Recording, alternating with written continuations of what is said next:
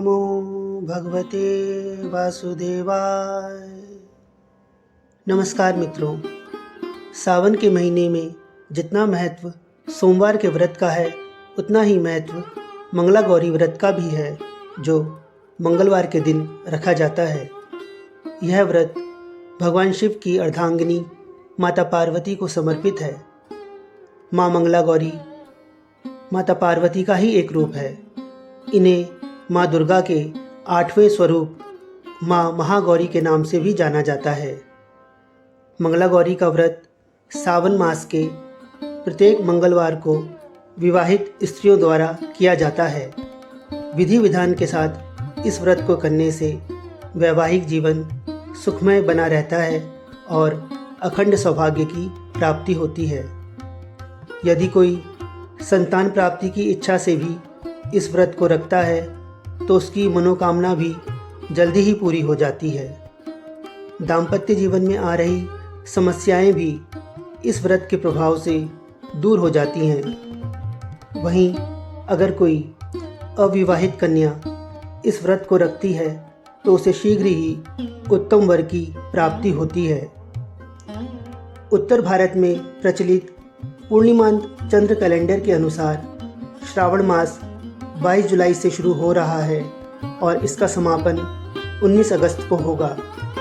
इस दौरान 4 श्रावण मंगला गौरी व्रत आ रहे हैं, जो कि 23 जुलाई, 30 जुलाई, 6 अगस्त और 13 अगस्त को किए जाएंगे। दक्षिण पश्चिम भारत में प्रचलित अमांत चंद्र कैलेंडर के अनुसार श्रावण मास 5 अगस्त से शुरू होगा और 3 सितंबर को समाप्त होगा। इस दौरान 5 श्रावण मंगला गौरी व्रत आएंगे, जो कि 6 अगस्त, 13 अगस्त, 20 अगस्त, 27 अगस्त और 3 सितंबर को किए जाएंगे। आइए अब जानते हैं मंगला गौरी व्रत की पूजा विधि।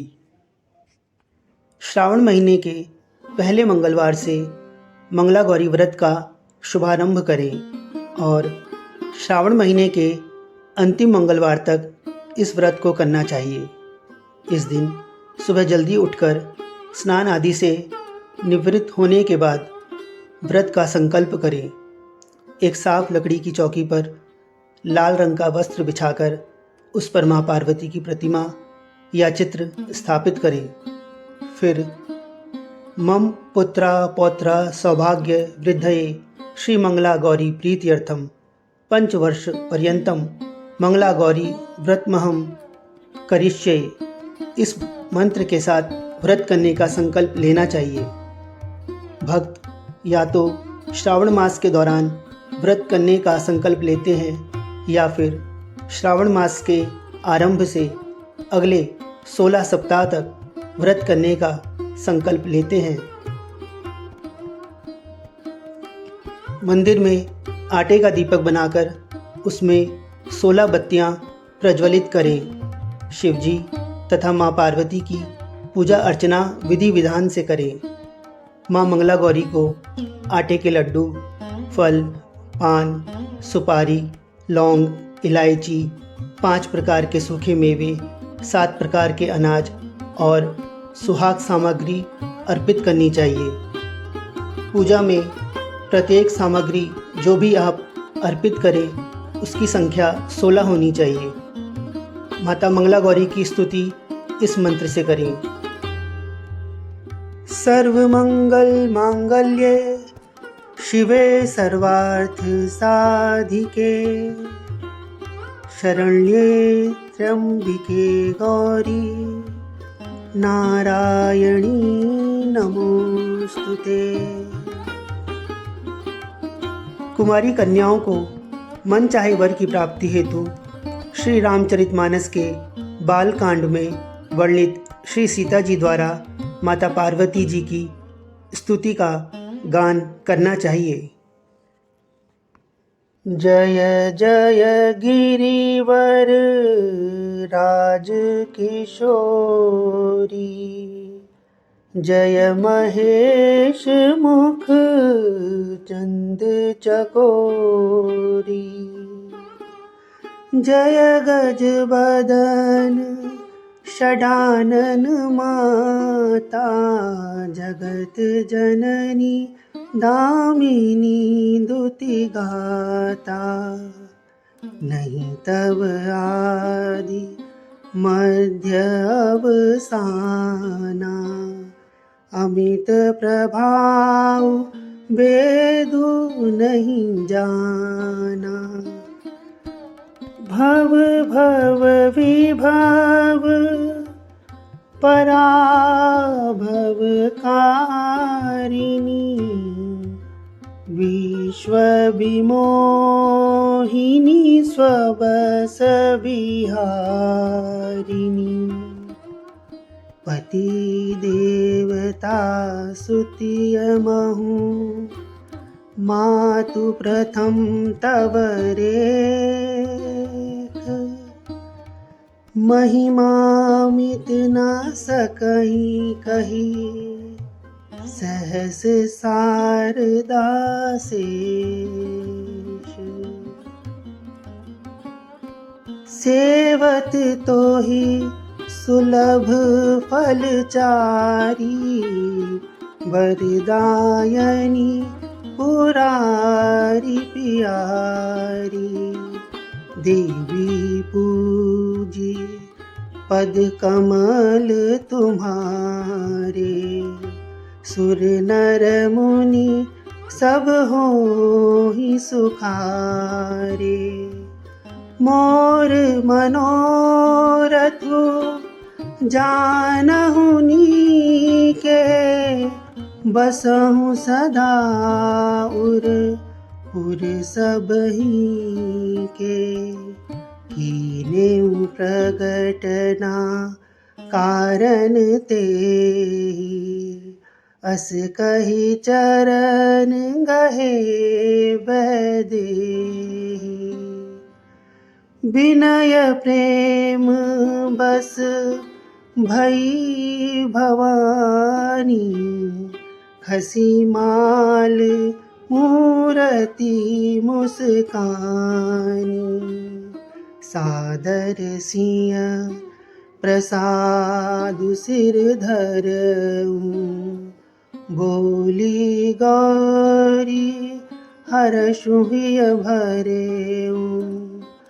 सुनु सिय सत्य आशीष हमारी, पूजहि मन कामना तुम्हारी। नारद बचन सदा सुचि साचा, सोबरु मिली जाहि मनुराचा।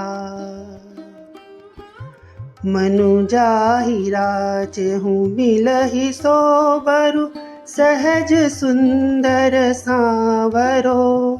करुणा निधान सुजान सीलु, सनेहु जानत रावरो। एहि भांति गौरी असीस सुनि सिया, सहित हिय हर्षियली। तुलसी भवानी पूजी पुनि पुनि, मुदित मन मंदिर चली।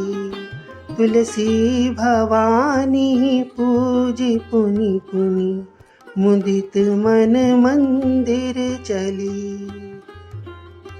जानी गौरी अनुकूल, सिय हिय हर्षु न जाय कही। मंजुल मंगल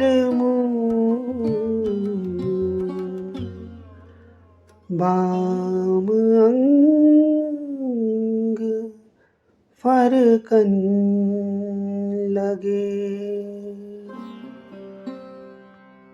इस प्रकार से माता पार्वती के पूजन के बाद मंगला गौरी व्रत की कथा सुने और माँ गौरी की आरती करें तथा उनसे अखंड सौभाग्य की प्राप्ति और अपने मनोरथ को पूर्ण करने के लिए प्रार्थना करें। कथा सुनने के बाद विवाहित महिलाएं अपनी सास और ननद को 16 लड्डुओं का दान करती हैं। व्रत के दौरान ओम उमा महेश्वराय नमः मंत्र का जप भी कर सकते हैं।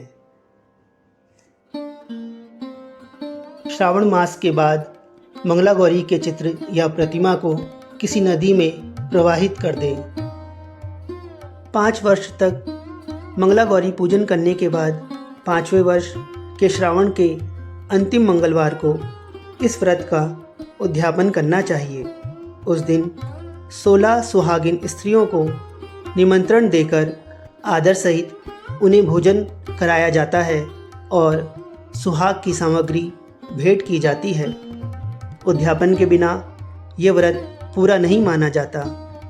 इस व्रत को विवाहिता द्वारा प्रथम सावन में पिता के घर और शेष 4 वर्ष पति के घर यानी ससुराल में करने का विधान है।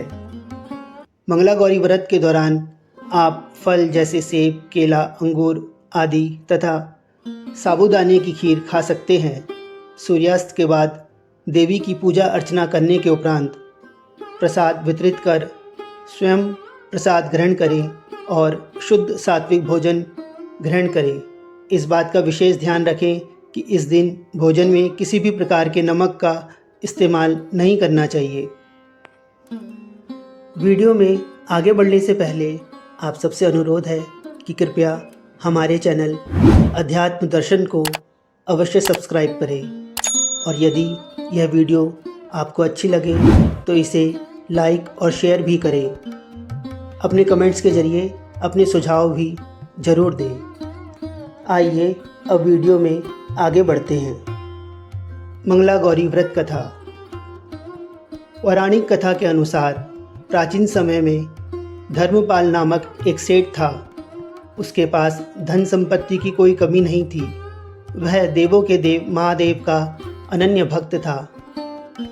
कालांतर में सेठ धर्मपाल की शादी गुणवान कन्या से हुई। हालांकि विवाह के बाद भी कई वर्षों तक संतान की प्राप्ति नहीं हुई। इससे सेठ चिंतित रहने लगा। वह सोचने लगा कि अगर कोई संतान ही नहीं होगी तो उसके कारोबार का कौन उत्तराधिकारी होगा। एक दिन सेठ धर्मपाल की पत्नी ने संतान के संबंध में किसी प्रकांड पंडित से सलाह लेने का सुझाव दिया। पत्नी की बात मानकर धर्मपाल नगर के सबसे प्रसिद्ध पंडित से मिलने गया। गुरुजी ने सेठ दंपत्ति को भगवान शिव और माता पार्वती की पूजा उपासना करने की सलाह दी।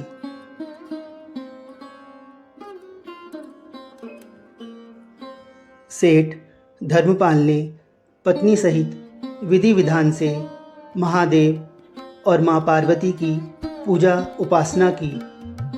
धर्मपाल और उसकी पत्नी की कठिन भक्ति से प्रसन्न होकर एक दिन माता पार्वती ने प्रकट होकर उन्हें दर्शन दिए और कहा, हे वैश्य दंपत्ति, तुम्हारी भक्ति से मैं अति प्रसन्न हूँ। जो वर मांगना चाहते हो मांगो, तुम्हारी हर मनोकामना अवश्य पूर्ण होगी। सेठ और सेठानी ने संतान प्राप्ति की कामना प्रकट की। माता पार्वती ने कहा, मैं तुम्हें पुत्र प्राप्ति का वरदान तो दे देती हूँ, लेकिन तुम्हारा पुत्र केवल 16 वर्ष तक ही जीवित रह सकेगा। यह सुनकर सेठ और सेठानी निराश हुए, लेकिन फिर भी उन्होंने पुत्र प्राप्ति का वरदान स्वीकार कर लिया। 1 वर्ष पश्चात धर्मपाल की पत्नी ने एक सुंदर पुत्र को जन्म दिया। सेठ ने पुत्र का नामकरण संस्कार करवाया और उसका नाम चिरायु रखा। नामकरण के समय धर्मपाल ने माता पार्वती के वचन से ज्योतिषी को अवगत कराया। तब ज्योतिषी ने सेठ धर्मपाल को पुत्र का विवाह 16 वर्ष की आयु पूरी होने से पहले किसी ऐसी कन्या से करने की सलाह दी जो मंगला गौरी व्रत का पालन करती हो। ज्योतिषी के वचनानुसार सेठ धर्मपाल ने अपने पुत्र का विवाह 16 वर्ष की आयु पूरी होने से पहले ही मंगला गौरी व्रत का पालन करने वाली एक गुणवंती कन्या से कर दिया। कन्या के व्रत के पुण्य प्रताप से धर्मपाल का पुत्र मृत्यु पाश से मुक्त होकर दीर्घायु हुआ। मान्यता है कि तभी से सुखी वैवाहिक जीवन और संतान सुख के लिए मंगला गौरी व्रत रखा जाता है।